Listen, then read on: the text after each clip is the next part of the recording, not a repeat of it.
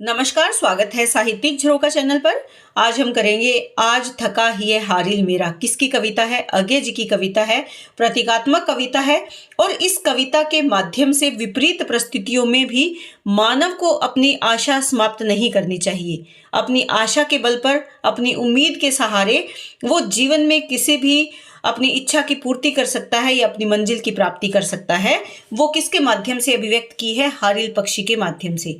हारिल पक्षी जो अपने पंजे में एक छोटी सी लकड़ी या एक तिनका दबाकर ऊंचे आसमान में भी उड़ जाता है और कभी जमीन पर नहीं बैठता। वो ऊंचाई, जो आसमान की ऊंचाइयां हैं, उनको उस तिनके के सहारे ये सोचकर छू लेता है कि वो तिनका उसे कभी जमीन पर गिरने नहीं देगा। इसी के सहारे वो अपना संपूर्ण जीवन व्यतीत कर देता है। तिनका यहाँ पर आशा और उम्मीद का प्रतीक है और हारिल पक्षी मन का प्रतीक है। तो आइए देखते हैं इस कविता को। इस सूखी दुनिया में प्रियतम, मुझको और कहाँ रस होगा। किसको संबोधन है इस कविता में? प्रियतम को संबोधन किया गया है। तो क्या कहते हैं? इस सूखी यानी जो चारों तरफ नीरस है। सूखी से मतलब क्या है? बेजान या नीरस दुनिया में, यानी रस से रहित दुनिया में प्रियतम, मुझको और कहाँ रस होगा। प्रश्न कर रहे हैं। किससे प्रश्न कर रहे हैं? अपने प्रियतम से, कि मुझे और कहाँ पर रस मिलेगा, आनंद मिलेगा, क्योंकि ये दुनिया कैसी है? नीरस है, आनंद से रहित है। लेकिन कवि के मन में किसकी याद है? अपने प्रियतम की याद है और उसी की याद में उसे सुख मिलता है। उसको याद करते हुए वो कह रहे हैं कि शुभे प्रियतम, तुम्हारी स्मृति के सुख से प्लावित मेरा मानस होगा। शुभे किसको संबोधन किया है? अपने प्रियतम को संबोधन किया है कि तुम्हारी स्मृति, तुम्हारी याद के सुख से ही प्लावित होगा, यानी भर उठेगा, भर जाएगा मेरा मानस यानी मेरा मन, कि मेरा मन उस तुम्हारी याद के सुख से ही प्लावित होगा, या मेरा मन रूपी जो सागर है उसमें तुम्हारी यादें जो मुझे सुख देती है, आनंद देती है, वो भरी हुई हैं। दृढ़ नैनों के मार थपेड़े अखिल व्योम को वश में करता। कवि किसको कहते हैं? अपने मन रूपी हारिल पक्षी के लिए कह रहे हैं कि वो क्या है?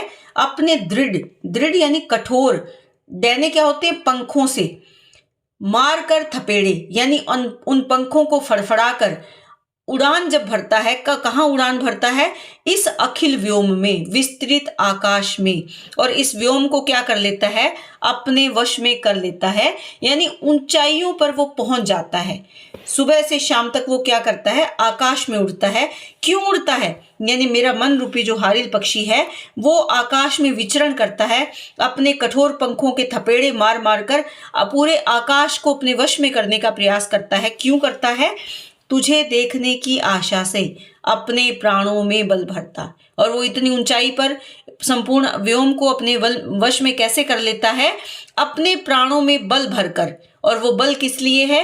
क्योंकि उसे आशा है तुझे देखने की। किसको देखने की? अपने प्रियतम को देखने की उसे आशा है। आगे क्या कहते हैं? उषा से ही उड़ता आया पर न मिल सकी तेरी झांकी। उषा से अभिप्राय क्या है? कि अपने जीवन की प्रारंभिक अवस्था से ही उड़ता आया है। मन रूपी जो हारिल पक्षी है वो प्रारंभिक समय से ही उड़ रहा है, उड़ता आया है, यानी प्रयासरत है, पर मिल न सकी तेरी झांकी। लेकिन अभी भी क्या नहीं हुआ है? तुम्हारी झांकी यानी झलक नहीं मिली है, यानी तुम्हारे दर्शन नहीं हुए हैं। सांझ समय तक चला विकल मेरे प्राणों का हारिल पक्षी। लेकिन अब क्या हो गई है? उषा से सांझ हो गई है, यानी अब जीवन की सांझ ढलने लगी है। जीवन मृत्यु की ओर बढ़ रहा है। और अब समय कौन सा है? थकने का समय है। मैं थक चुका हूं, मेरे प्राण व्याकुल हो रहे हैं, यानी मेरा प्राण रूपी जो हारिल पक्षी है वो क्या है? व्याकुल हो रहा है। विकल से अभिप्राय यहाँ पर क्या है? व्याकुल है। तो मेरे प्राणों में, यानी मेरे प्राणों रूपी जो हारिल पक्षी है उसमें व्याकुलता का भाव आ गया है। अब वो तृष्ट है। तृषित का मतलब क्या है? वो प्यासा है। श्रांत यानी थका हुआ है। तम अंधकार में भ्रांत यानी भटका हुआ है। और निर्मम झंझा झोंकों से ताड़ित है, कि इस संसार की विपरीत परिस्थितियों रूपी जो आंधियां हैं उन आंधियों से वो ताड़ित है, यानी पीड़ित है। निर्मम यानी जिनमें ममता का, स्नेह का कोई भाव नहीं है, ऐसा जो संसार है, संसार के झंझा झोंके, यहाँ क्या कहा है कि जो झंझा झोंका क्या होता है, जो तूफान है, आंधियां हैं, उनसे वो दुखी है, यानी उसके जीवन में परिस्थितियां विपरीत है, लेकिन अभी भी दरस प्यास है। किसकी प्यास है? दर्शन की। उसे तुम्हारे दरस यानी दर्शन की तीव्र प्यास है। असह वहीं पर किए हुए उसको प्राणित, और वो प्यास असहनीय है, लेकिन फिर भी वो तेज प्यास उसे अनुप्राणित किए हुए है, उसे जीवित रखे हुए है। यानी उसके मन में तुम्हारे दर्शन की जो आस है, वही उसके जीवन का आधार है, वही उसके जीवन का प्राण है, वो उसे प्राण दे रही है, वही आशा उसे जीवित रहने की और लेकर जा रही है। गा उठते हैं आओ आओ केकी प्रिय घन को पुकार कर। केकी यहाँ पर क्या है? जो मोर है। मोर किसको पुकारते हैं? घन यानी बादल को पुकारते हैं, और बादलों को देखकर क्या कहते हैं? आओ आओ का गान करने लगते हैं। स्वागत की उत्कंठा में वे हो उठते उद्भ्रांत नृत्य पर, और उनके स्वागत की अनुकंपा मन में लेकर, उत्कंठा यानी उनके स्वागत की जो इच्छा है उसके मन में, उसके कारण वो स्वागत की उत्कंठा, उत्सुकता में वो उठते उद्भ्रांत नृत्य पर, वो नृत्य पर यानी थिरकने लगते हैं। किस पर? आने की उत्कंठा पर, यानी बादलों को देखकर जो मोर है वो क्या करने लगता है? नृत्य करने लगता है। नृत्य से वो किसको आकर्षित करता है? बादलों को आकर्षित करने का प्रयास करता है। तो यहाँ पर मोर की जो उत्सुकता है, उसका जो उद्भ्रांत से अभिप्राय क्या है कि जो उत्सुकता है या उसका उत्तेजित जो भाव है वो दिखाई देने लगता है। किसको देखकर? घन को देखकर, बादल को देखकर। इसी प्रकार चातक तापस तरु पर बैठा। चातक रूपी तपस्वी, रूपक अलंकार है। चातक जो पक्षी है वो क्या करता है? तपस्या करता है। किस पर बैठकर? तरु, पेड़ पर बैठकर। पेड़ पर बैठकर किसके लिए तपस्या करता है? स्वाति बूंद में ध्यान रमाए। उसका ध्यान किस में लगा रहता है? रमाए यानी लगाना। किसमें? स्वाति नक्षत्र में गिरने वाली पहली जो बूंद है उस पर अपना ध्यान केंद्रित किए पेड़ पर बैठा तपस्वी के समान वो नजर आता है। स्वपन तृप्ति का देखा करता पी की टेर लगाए। हारिल को ये सह नहीं है, और वो स्वपन यानी सपना देखता है तृप्ति का, कि वो तृप्त हो रहा है। किसको पीकर? स्वाति नक्षत्र में गिरने वाली बूंद को पीकर वो तृप्ति का अनुभव करता है। और पी की पुकार की टेर यानी पुकार लगाता है। पी की पुकार, टेर से अभिप्राय क्या है? पुकारना, पुकार। पी की पुकार वो लगाए रहता है। किसके लिए? स्वाति नक्षत्र में गिरने वाली बूंद के लिए। कौन? चातक। तो यहाँ मोर और चातक पक्षी का उदाहरण दिया है कि वो क्या करते हैं, लेकिन हारिल इसके विपरीत है। हारिल को ये सह नहीं है, यानी हारिल ये सहन नहीं करता। वह पुरुष का मदमाता है, उसमें पुरुषता का भाव है और उसी भाव से वो मदमाता है, उसमें एक अलग चमक है। इस जड़ धरती को ठुकराकर उषा समय वह उड़ जाता है। जड़ धरती को, जिसमें नए विचार नहीं है, नए विचारों का स्पंदन नहीं है, इस नीरसता से भरी हुई धरती को ठुकराकर, क्योंकि हारिल पक्षी के लिए ये प्रसिद्ध है कि वो कभी जमीन पर नहीं बैठता, धरती पर नहीं बैठता। अगर वो जमीन की ओर आता है तो भी उसके जो पैर है उसमें एक लकड़ी का टुकड़ा वो तिनका दबाए रहता है, और वो इस जड़ धरती को ठुकराकर उषा समय वह उड़ जाता है। कहाँ उड़ जाता है? आकाश में। जैसे ही भोर होती है, सुबह होती है, वो आकाश की ओर निकल पड़ता है। कहने का भाव क्या है कि जो मोर है वो भी यहाँ कर्म नहीं कर रहा, केवल बादलों को देखकर अपना उत्साह अभिव्यक्त कर रहा है, नृत्य कर रहा है, नाच रहा है उत्सुक होकर। चातक पक्षी भी एक साधक की तरह, तपस्वी की तरह एक पेड़ पर बैठकर ध्यान लगा रहा है और इंतजार कर रहा है कि कब बादल बरसेगा, कब स्वाति नक्षत्र में बरसेगा और उसकी बूंद उसे मिलेगी। लेकिन हारिल ऐसा नहीं करता। यानी हारिल पक्षी का स्वभाव कैसा है? वो कर्मशील है। हारिल कर्म में ज्यादा विश्वास करता है, इसीलिए वो उड़ जाता है नीरसता से भरी हुई इस निष्ठुर धरती को छोड़कर, जड़ धरती को छोड़कर, ठुकरा कर उड़ जाता है नई रोशनी की ओर जब उषा का समय होता है। बैठो रहो पुकारो गाओ, मेरा वैसा धर्म नहीं है। प्रतीकात्मक रूप में कह रहे हैं कि कवि यहाँ कहते हैं कि उन कवि समाज को संबोधित करते हुए कि बैठो रहो पुकारो और गाओ, तुम्हें जो कर्म करना है करो, लेकिन मेरा वैसा धर्म नहीं है कि मैं निष्कर्म करके किसी फल की प्राप्ति नहीं चाहता, मैं कर्म करके फल प्राप्त करना चाहता हूं। मैं हारिल हूं, बैठे रहना मेरे कुल का कर्म नहीं है। कि मैं हारिल पक्षी के समान कर्मठ हूं, कर्मशील हूं, और बैठे रहना मेरे कुल कौन सा है? कवि का, कवि कुल का कर्म नहीं है। कि कवि कुल का ये कर्म नहीं है कि वो हाथ पे हाथ कर रखकर बैठा रहे, समाज की, राजनीति की या जो भी वर्तमान परिस्थितियां जिनको वो देख रहा है उनके प्रति कोई प्रतिक्रिया नहीं करे, ये कवि कुल का कर्म नहीं है। तुम प्रिय की अनुकंपा मांगो, मैं मानूं अपना समकक्षी। कि तुम्हारी मांग क्या है? तुम प्रिय की अनुकंपा चाहते हो, उनकी दया चाहते हो, लेकिन मैं क्या मांगता हूं? अपना साथी, समकक्षी यानी समान शक्ति वाला साथी मांगता हूं। कि तुम तो प्रिय से, देखिए मैंने कहा कि दो भाव है, एक जो प्रियसी है उससे, और दूसरा भाव क्या है? परमात्मा से। तो परमात्मा से या प्रेयसी से क्या है? जो कवि है वो परमात्मा से दया नहीं मांगते बल्कि साथी मांगते हैं। विपरीत परिस्थितियों में उसका साथ दे, ऐसा परमात्मा उसे, ऐसा प्रियतम, ऐसी प्रेयसी उसे चाहिए जो उसका साथी बने, उसके समकक्ष हो, उसके समान शक्ति वाला हो, साथ साथ उड़ सकने वाला एकमात्र वह कंचन प्राणी, वो सुनहरा प्राणी। जब जीवन की संध्या आती है, ऐसे में यहां पर वो क्या कहते हैं कि साथ साथ उड़ने वाला। कि मैं क्या मांगता हूं? परमात्मा से अपना साथी, उस प्रियतम को साथी के रूप में प्राप्त करना चाहता हूं जो मेरे साथ साथ उड़े, यानी मेरे मार्ग में मेरे साथ हो। ऐसा वो कंचन पक्षी हो, ऐसा वो सुनहरा पक्षी हो। यूं कहता उड़ जाता हारिल लेकर निज भुज बल का संबल। संबल क्या होता है? सहारा। कि ऐसा कहकर हारिल पक्षी उड़ जाता है, निज यानी अपनी भुजाओं के बल से, अपने पंखों के बल से, अपने पंखों का सहारा लेकर, अपनी भुजाओं का सहारा लेकर उड़ जाता है हारिल पक्षी। किंतु अंत संध्या आती है, लेकिन एक समय आता है जब मृत्यु पास आती है, जीवन की संध्या का समय आ जाता है। आखिर भुजबल है कितना बल, और आखिर में भुजाओं का जो बल है वो आखिर है ही कितना। यानी इस अंतिम समय में बल भी क्या हो जाता है? बल भी सीमित हो जाता है, बल भी कम हो जाता है। कोई गाता किंतु सदा मिट्टी से बंधा बंधा रहता है, कोई नवचारी पर पीड़ा भी चुप होकर ही सहता है। यहाँ पर कवि क्या कहते हैं कि कोई गाता है किंतु सदा मिट्टी से बंधा रहता है, बंधा रहता है, यानी जो परंपरागत रूढ़िवादी विचारधारा है उसी से जीवन बांध कर रहता है।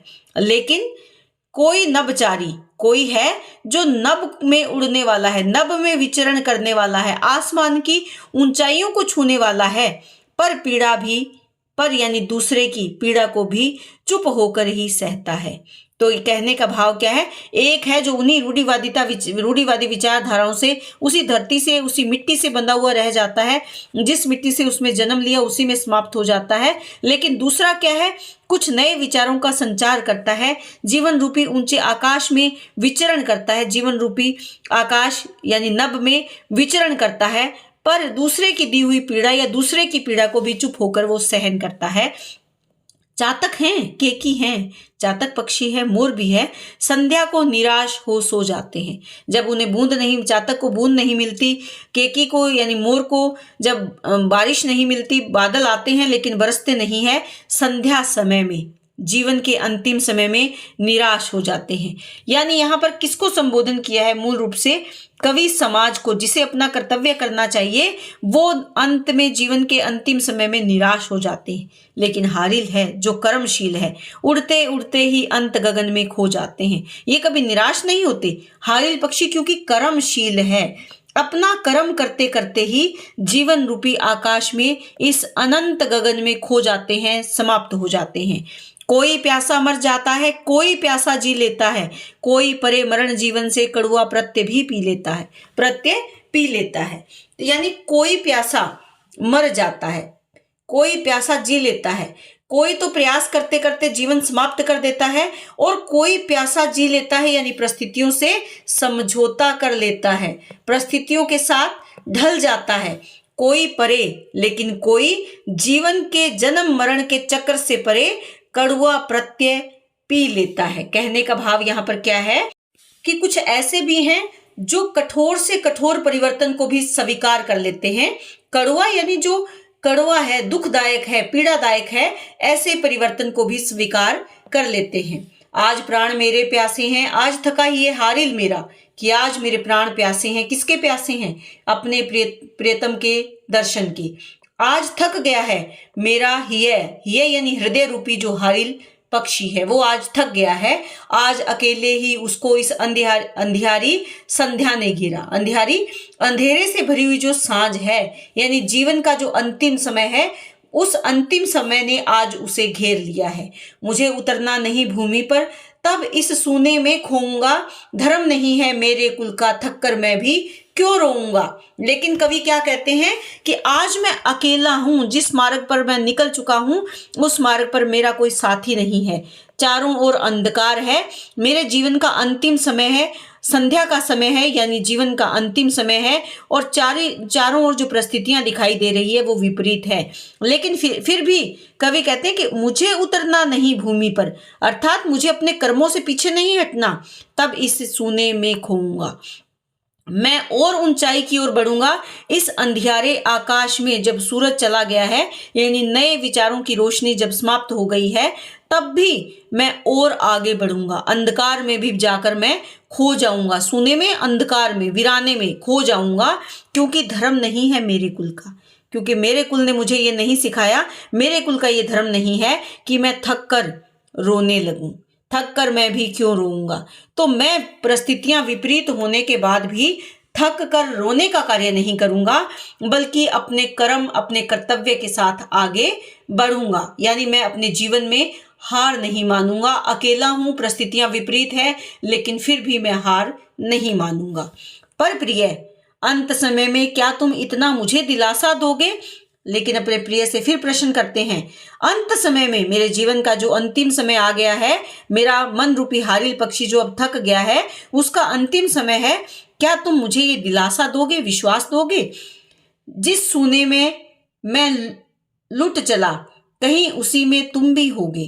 कि जिस सूने में, जिस वीरान में, जिस नीरस संसार में मैं लुट गया हूं, अर्थात मैंने अपना सब कुछ लुटा दिया है, कहीं उसी में तुम भी होगे। जिस अनंत की ओर मैं निकल चुका हूं, अनंत यात्रा पर मैं निकल चुका हूं, क्या उसमें तुम भी मुझे मिलोगे? उस सूनेपन में क्या तुम मेरा साथ दोगे?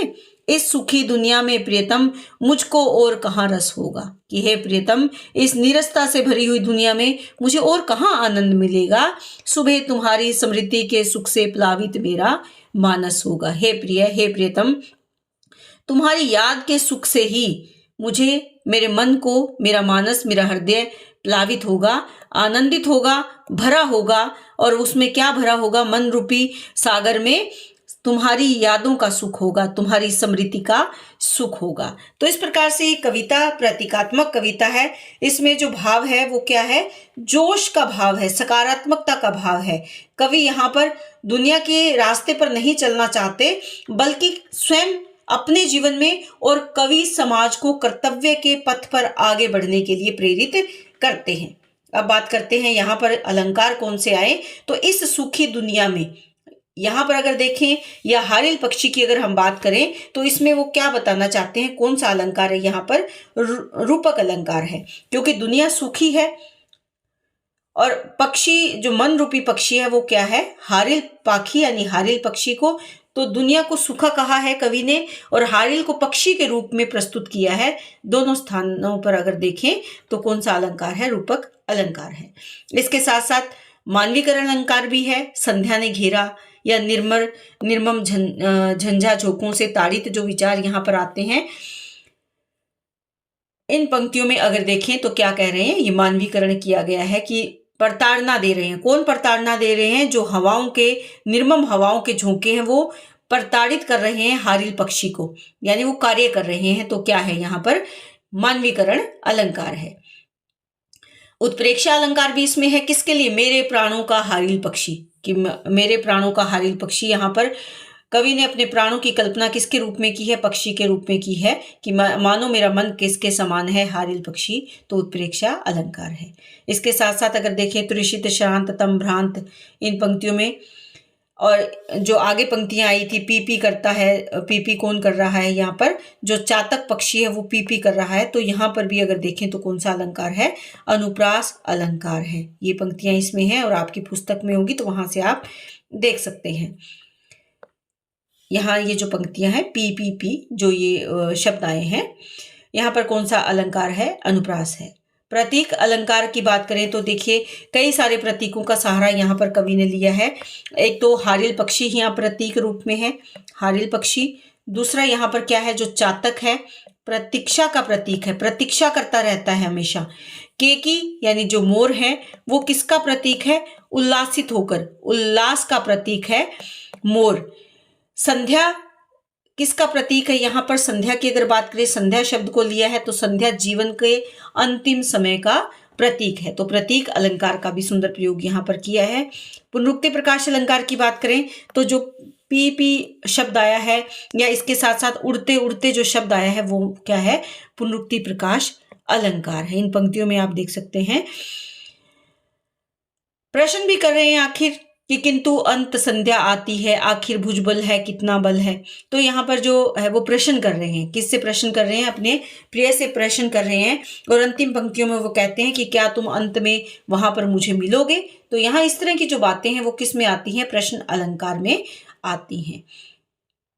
तो इस कविता के माध्यम से अगर देखें तो आत्म संघर्ष की कविता है। कवि यहाँ पर आत्म संघर्ष से अपना जीवन जीते हैं और कवि को कर्तव्य के पथ पर आगे बढ़ने के लिए प्रोत्साहित करते हैं। तो उम्मीद करती हूँ कि कविता आपको बहुत अच्छे से समझ में आई होगी। इसी तरह चैनल से जुड़े रहें और चैनल को लाइक, शेयर और सब्सक्राइब जरूर करें।